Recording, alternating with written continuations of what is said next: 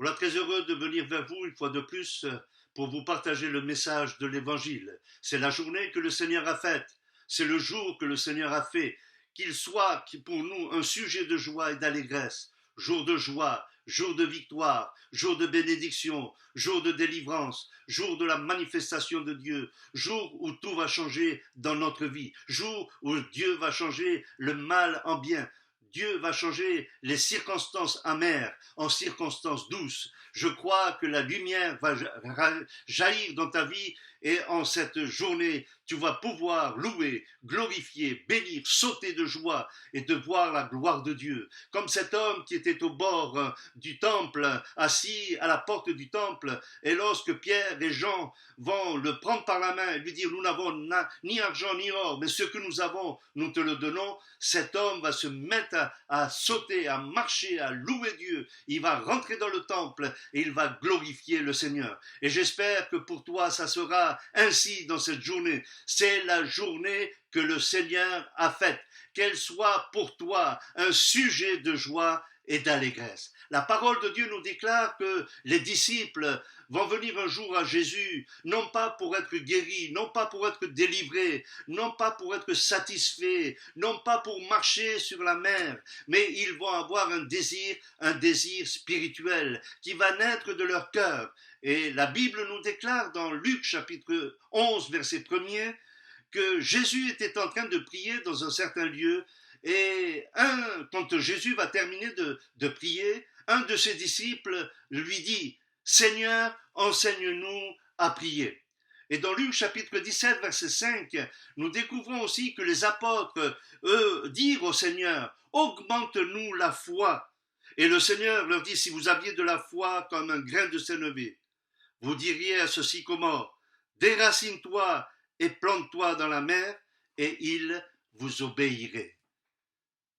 C'est étrange, ces deux requêtes, ces deux prières. Des disciples qui marchent avec Jésus, qui voient Jésus, voient faire des miracles, délivrer, multiplication des pains, agir d'une manière surnaturelle, miraculeuse, divine. Mais il y a un fardeau sur leur cœur, il y a un besoin sur leur cœur, il y a un désir sur leur cœur, c'est de savoir prier. Et non seulement de savoir prier, mais aussi que Jésus puisse augmenter leur foi, plus de confiance, plus de fidélité envers Jésus.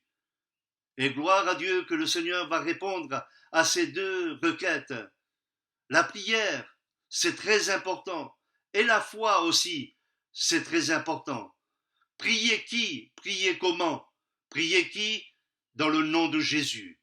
Jean chapitre 14, verset 13, tout ce que vous demanderez en mon nom, non pas au nom de la religion évangélique, pentecôtiste, catholique, protestante ou une autre religion, mais dans le nom de Jésus.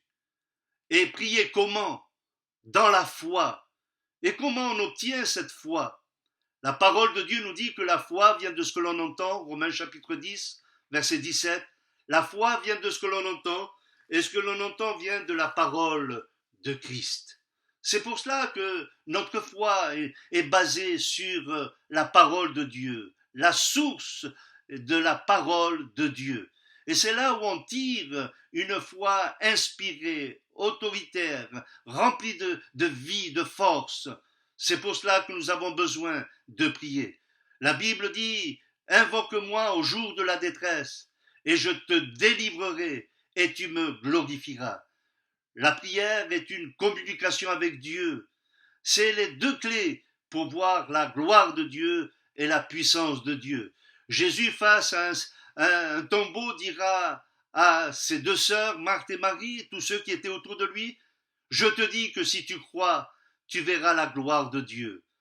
La prière et la foi sont les deux clés pour voir la main de Dieu, la manifestation de Dieu, la grâce de Dieu. Et c'est que j'aimerais que dans cette journée, tu puisses dire, Seigneur, je ne sais pas prier. Comment prier? C'est faire comme un dialogue, le Créateur qui reçoit les mots de la créature. même si ce sont des mots très faibles, le Seigneur les comprend. La Bible nous dit que la foi vient de ce que l'on entend. Je veux faire souligner cette pensée. La foi vient de ce que l'on entend. Ce que l'on entend vient de la parole de Dieu. Et la Bible dit dans l'évangile de Jean au chapitre 20, versets 30 et 31, Jésus a fait encore, en présence de ses disciples, beaucoup d'autres miracles qui ne sont pas décrits dans ce livre. Mais ces choses ont été écrites afin que vous croyiez que Jésus est le Christ, le Fils de Dieu, et qu'en croyant, vous ayez la vie en son nom. Jésus fit d'autres miracles qui ne sont pas décrits dans ce livre, dans le Nouveau Testament, dans la deuxième partie de la Bible, qui nous parle de la vie de Jésus, qui nous parle des faits de Jésus, des miracles de Jésus, des paroles de Jésus. Et pourtant il dit, j'en ai fait d'autres. Mais qu'est-ce qu'il a fait d'autre comme miracle? Je ne peux pas vous les dire, parce que je ne le sais pas comme vous.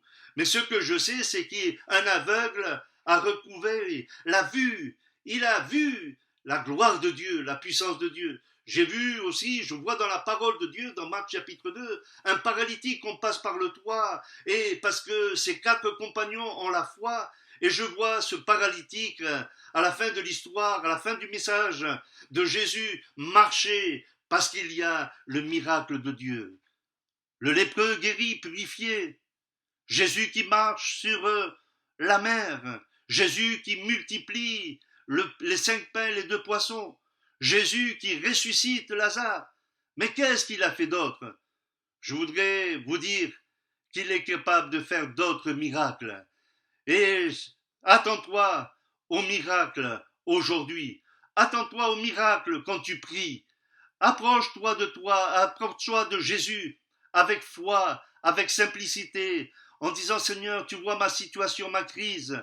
Nous devons mettre cette foi face aux difficultés, face aux épreuves de la vie et demander au Seigneur, interviens, je suis dans ce problème, je vis dans cette crise familiale, économique, spirituelle, dans mon cœur, ça ne va pas. Dans mon cœur, il y a un besoin. Il y a un besoin de découvrir quelque chose de réel. Je vis, j'existe, mais j'ai besoin d'une réalité, d'une bénédiction. Et j'aimerais qu'en cette journée, tu puisses expérimenter le miracle de Dieu, la délivrance de Dieu. Tout ce que vous demanderez en mon nom, invoque-moi, prie, demande au Seigneur. J'aimerais voir avec toi rapidement quelques miracles tirés non seulement du Nouveau Testament, mais aussi de l'Ancien Testament, de la première partie de la Bible, que nous découvrons que Dieu travaille avec un peuple. Et dans la deuxième partie, le Nouveau Testament, c'est Dieu qui travaille parmi tous les peuples. Et là où cette émission arrive, que ce soit en Afrique, du Nord, du Sud, de l'Est ou de l'Ouest, ou même en Europe, je voudrais te dire que l'Évangile peut atteindre. La personne de Jésus peut intervenir d'une manière puissante et miraculeuse. Nous avons le Dieu des miracles. C'est ce que les hommes religieux dans Jean chapitre 11 ont voulu faire taire le miracle, tuer le miracle, arrêter le miracle. Mais gloire à Dieu, personne n'arrête le message de l'Évangile. Personne arrête la main de notre Dieu. C'est le Dieu souverain, c'est le Dieu tout-puissant, c'est non seulement le Dieu miséricordieux, mais c'est le Dieu rempli de compassion, rempli d'amour, qu'il t'aime, il veut te changer. Personne n'arrêtera les miracles de Jésus. Personne n'arrêtera la main de Dieu. Que ce soit la religion, que ce soit la philosophie, que ce soit n'importe quelle pensée contraire à la pensée de Dieu, Personne n'arrête Dieu. Et dans la Bible, nous découvrons qu'il y a eu plusieurs éléments qui ont arrêté le peuple de Dieu. Le premier élément que nous découvrons se trouve dans Exode au chapitre 14. La Bible nous déclare que le peuple d'Israël, qui était asservi par le roi, le pharaon égyptien, vont sortir d'Égypte parce que Dieu avait décrété, avait lancé un message au pharaon: laisse mon peuple aller. Et Dieu va diriger les circonstances, Dieu va diriger les étapes de ce peuple d'Israël. Et la parole de Dieu nous dit que Pharaon va laisser libre ce peuple qui était asservi pendant plusieurs années. Et peut-être toi aussi tu es asservi par l'alcool, par la drogue, par certaines choses qui te tiennent lié. Je voudrais te dire que le Seigneur peut te délivrer. Et la parole de Dieu nous dit qu'ils vont avancer, ils vont sortir d'Égypte jusqu'à se rencontrer vers la mer Rouge. Et la mer Rouge va faire barrière à leur progression. Et cette mer Rouge avait l'air de dire: vous ne passerez pas. Il y avait deux solutions pour le peuple d'Israël: soit se suicider et avancer dans cette mer. Mais combien de personnes ne savaient pas nager? Il n'y avait pas le radeau, il n'y avait pas de bateau. Alors avancer, c'était se suicider. Et reculer, se rendre, c'était mourir. D'où vient cette solution? C'est l'impasse, c'est la crise. Mais gloire à Dieu, là, le miracle vient d'en haut. Le miracle vient d'en haut. Le secours me vient de l'Éternel. D'où me viendra le secours? Le secours me vient de l'Éternel qui a fait les cieux et la terre. Si il ne vient pas d'ici bas le secours nous vient de Dieu. C'est pour cela que cet après-midi, cette journée, ce moment où tu m'écoutes, tu as besoin de voir la gloire de Dieu. Demande au Seigneur, demande de la foi. La foi, c'est la confiance, c'est se reposer sur les promesses du Seigneur qui sont oui et amen en Jésus-Christ. 2 Corinthiens chapitre 2, versets 1 et 20, il dit, la Bible nous déclare, 2 Corinthiens 1, 20, les promesses de Dieu sont oui et amen. Crois ce matin et tu verras la gloire de Dieu. Vois la puissance de Dieu se manifester dans ta vie. Il y a cette mer qui va s'ouvrir. Ce qui était inaccessible va être accessible parce que Dieu va faire souffler le vent. Et là aussi, Moïse aura sa part, c'est de lever le bâton de la foi, le bâton de la bénédiction de Dieu, le bâton de la délivrance. Et ce peuple va passer à sec et il va voir la gloire de Dieu. Une fois arrivés sur l'autre rive, ils vont se mettre à chanter et glorifier Dieu. C'est le jour de délivrance, c'est le jour de victoire, c'est le jour de la bénédiction de Dieu. Mon ami, toi qui m'écoutes, tu as besoin de faire une expérience avec le Seigneur. Mais je ne sais pas prier. Enseigne-moi à prier. Je n'ai pas la foi. Ma foi repose sur la tradition, sur la religion. Mais c'est une foi vaine. La foi vient de ce que l'on entend. Et ce que l'on entend vient de la parole de Dieu. Mon ami, confie-toi dans le Seigneur. Confie-toi dans son amour et dans sa grâce et tu verras la gloire de Dieu. Oui, le Seigneur a fait des miracles extraordinaires. C'est cet homme, comme nous avons vu dernièrement, qui envoie une délégation de ses serviteurs chercher Jésus pour qu'il vienne guérir son serviteur, son esclave qui était malade.